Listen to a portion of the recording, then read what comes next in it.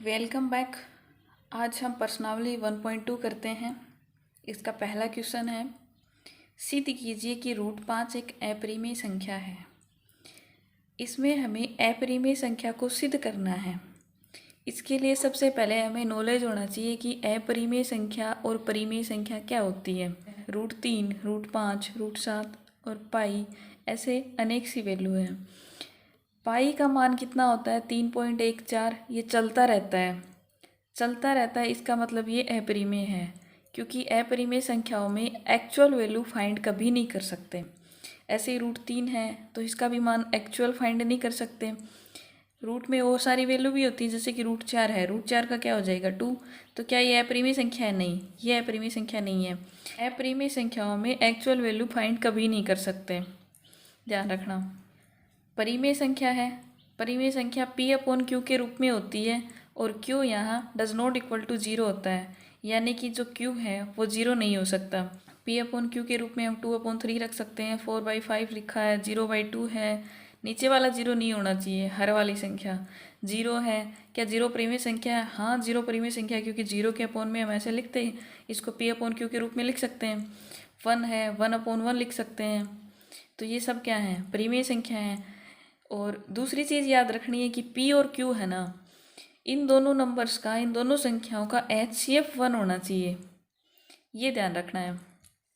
चलो आते हैं हम अपने क्वेश्चन पे। सिद्ध कीजिए कि √5 एक अपरिमेय संख्या है। अब हमें अपरिमेय संख्या सिद्ध करनी है, इसके लिए हम उल्टा लेके चलेंगे। पहले हम मान लेते हैं कि √5 एक परिमेय संख्या है, तो लिखेंगे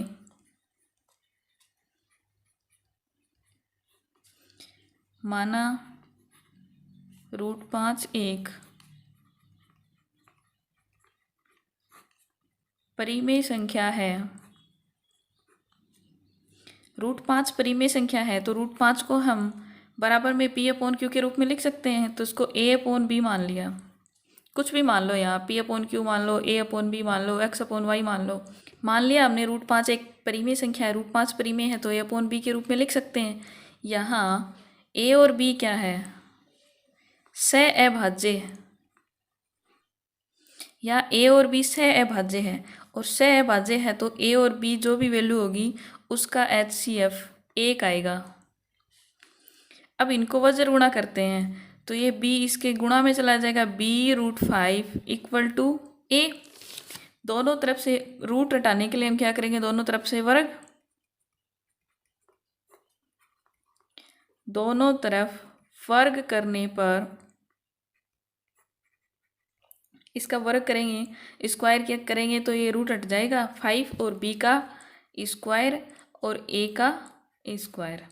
ये हम मान लेंगे इक्वेशन 1। इक्वेशन 1 को देख के क्या समझ आ रहा है कि A है, A² वो 5 से विभाजित है, क्योंकि B के मल्टीप्लाई में है और इधर आएगा तो डिवाइड में हो जाएगा, जैसे कि B² इक्वल टू A²/5। ये नीचे चला जाएगा 5। तो अब हम इसको ये बोल सकते हैं ना कि A² है वो 5 से विभाजित है। अतः हम यहाँ लिखेंगे A² 5 से विभाजित है तो A भी 5 से विभाजित होगा। A² 5 से विभाजित है तो A भी 5 से विभाजित होगा। यहाँ A² 5 से विभाजित है, ये आया है। अब हमें, हमारे पास दो वैल्यू है A और B, तो दोनों में HCF देखना है ना, तो इसके लिए A तो 5 से विभाजित है लेकिन B का भी पता होना चाहिए, तो इसके लिए हम पुनः मानेंगे। पुनः माना A बराबर 5C। इसका भी वर्ग करेंगे, वर्ग किया तो A² इक्वल टू 25C²। वर्ग करने पे आया है, वर्ग करने पर A² हमने इक्वेशन A में क्या रखा था? 5B²। तो A² की जगह हम 5B² लिख सकते हैं, 25C²। ये हमने कहाँ से लिखा? इक्वेशन फर्स्ट से, समीकरण फर्स्ट से लिखा है। यहाँ से बी स्क्वायर निकालेंगे तो 25 के नीचे 5 चला जाएगा, यहाँ गुणा में इधर भाग में आ जाएगा। 5 से कट रहा है तो 5c² बचा, यहाँ लिखा 5c²। अब c के मल्टीप्लाई में 5 है तो ये डिवाइड में कहाँ जाएगा, b के नीचे, b² / 5 = c। तो हम यहाँ से ये कह सकते हैं ना कि b² 5 से विभाजित है। हम यहाँ लिखेंगे अतः b² 5 से विभाजित है, इसीलिए b भी 5 से विभाजित होगा। इसीलिए b भी 5 से विभाजित होगा। a और b दोनों 5 से विभाजित हैं। यहाँ a भी 5 से विभाजित है और b भी दोनों 5 से विभाजित हैं। दोनों 5 से विभाजित हैं तो हमारा HCF क्या आएगा, 5 ही आएगा। कैसे, a भी 5 से विभाजित है और b भी 5 से विभाजित है, तो इन दोनों का HCF लेंगे तो क्या आ जाएगा, HCF 5।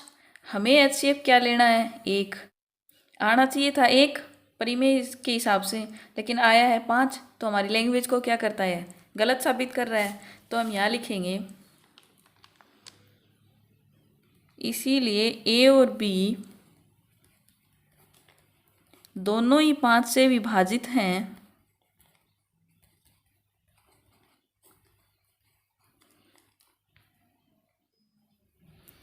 इससे इस तथ्य का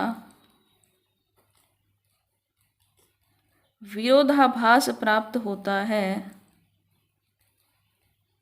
इस तथ्य का विरोधाभास प्राप्त होता है कि a और b सहअभाज्य हैं। सहअभाज्य में क्या था, HCF 1 आना चाहिए था, लेकिन हमारे पास HCF क्या आया, 5। तो इसका विपरीत हो गया ना, ये गलत साबित हो गया। अतः हमने एक गलत कल्पना की।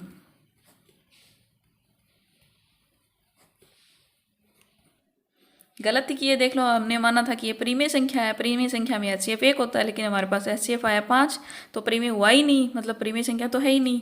तो परिमेय संख्या नहीं है तो इससे स्पष्ट होता है, स्पष्ट है कि √5 एक अपरिमेय संख्या है। हमें यही सिद्ध करना था, ये हमने यहाँ लिख दिया। इसी प्रकार अब हमारा है दूसरा क्वेश्चन। दूसरे क्वेश्चन में पूछा है, सिद्ध कीजिए 3 + 2 √5 एक अपरिमेय संख्या है। सेम वैसे ही करना है। सबसे पहले क्या करेंगे हम, माना 3 + 2 √5 एक परिमेय संख्या है।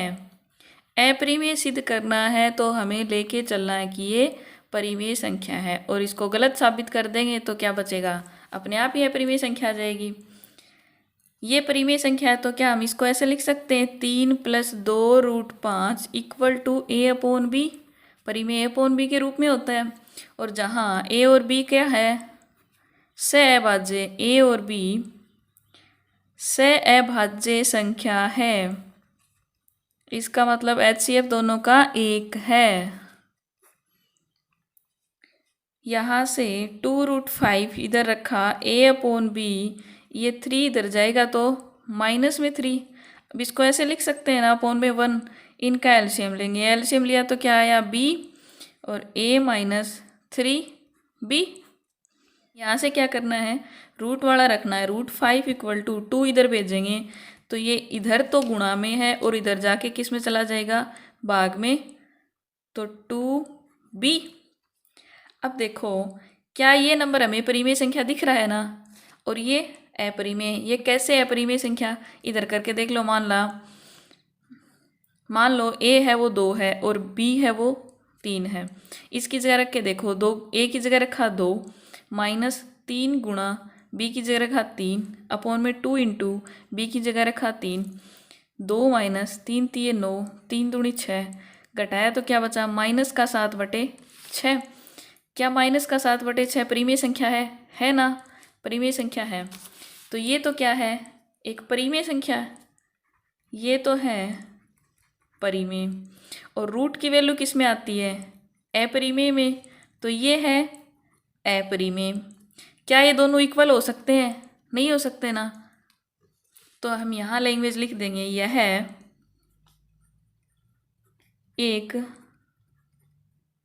यह एक विरोधाभास है। हम तो क्या लेके चले थे कि परिमेय संख्या ही है पूरी, लेकिन ये दोनों इक्वल ही नहीं है। यह एक विरोधाभास है क्योंकि अपरिमेय संख्या है वो परिमेय के बराबर नहीं हो सकती। डज नॉट इक्वल टू परिमेय। अपरिमेय डज नॉट इक्वल टू परिमेय। अतः 3 + 2√5 एक अपरिमेय संख्या है। बहुत आसान था। वापस देख लो। सबसे पहले अपरिमेय सिद्ध करना है तो परिमेय लेके चलेंगे। परिमेय लेके चलेंगे तो परिमेय के इक्वल में a/b होता है। ये परिमेय के रूप में लिख दिया। फिर इसको रूट वाला इधर रख लेंगे, बाकी वैल्यू इधर भेज देंगे। ये परिमेय संख्या है, यह परिमेय है। दोनों इक्वल नहीं है तो ये विरोधाभास हो गया। विरोधाभास है तो अपरिमेय संख्या होगी।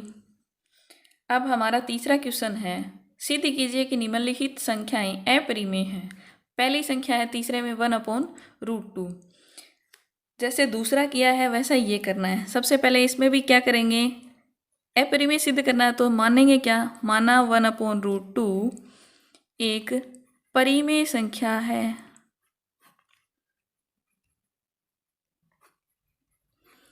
इसको परिमेय मान लिया। तो परिमेय क्या होता है? 1/√2 के इक्वल में क्या लिखेंगे? a/b। इनको क्रॉस मल्टीप्लाई करेंगे तो क्या आएगा? b इधर जाएगा। b को 1 से किया b और √2 को a से किया तो √2a। अब रूट वाला एक साइड में रख लेंगे b/a और यहाँ बचा √2। √2 क्या है? अपरिमेय संख्या है। ये तो है अपरिमेय और ये क्या है? परिमेय। क्या ये दोनों इक्वल हो सकते हैं? नहीं हो सकते ना। डज नॉट इक्वल टू, ये क्या आया? विरोधाभास हो गया। विरोधाभास है, अतः 1/√2 एक अपरिमेय संख्या है।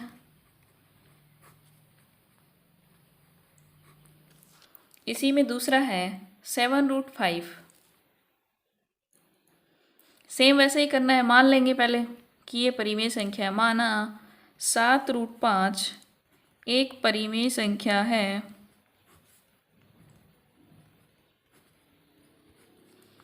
7 परिमेय है तो इसको a/b के रूप में लिख सकते हैं। ये 7 इधर भेजा तो √5 = a/7 नीचे आ जाएगा 7b। ये क्या है? रूट वाली अपरिमेय संख्या। और ये क्या है? परिमेय संख्या जो अब p/q के रूप में। डज नॉट इक्वल टू, दोनों इक्वल नहीं है, विरोधाभास है। अतः 7√5 एक अपरिमेय संख्या है।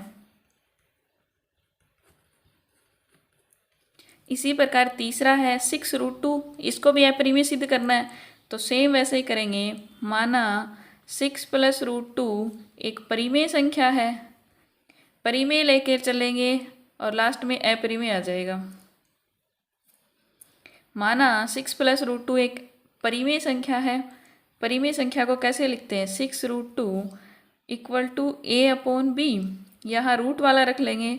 √2 = a/b। ये प्लस में 6 है, इधर जाएगा तो माइनस में 6 आ जाएगा। हम एक लिख सकते हैं क्योंकि इनका एलसीएम लेंगे b, फिर ये आ जाएगा a-6b/b। तो इसको इस प्रकार से लिख सकते हैं √2 और ये इधर लिख दिया। ये क्या है? परिमेय संख्या। और √2 वाली क्या है? अपरिमेय संख्या। ये दोनों इक्वल नहीं है, ये इक्वल नहीं है। अतः 6 + √2 एक अपरिमेय संख्या है। यही हमें सिद्ध करना था। इस प्रकार से हमारी एक्सरसाइज 1.2 का तीसरा क्वेश्चन कंप्लीट होता है और एक्सरसाइज 1.2 कंप्लीट होती है। हमारा चैप्टर 1 का पूरा कंप्लीट हो गया। आशा करती हूँ चैप्टर फर्स्ट सबको समझ में आया होगा। नेक्स्ट क्लास में हम दूसरा चैप्टर शुरू करेंगे। तब तक के लिए सब स्वस्थ रहें, खुश रहें और पढ़ते रहें। Thank you.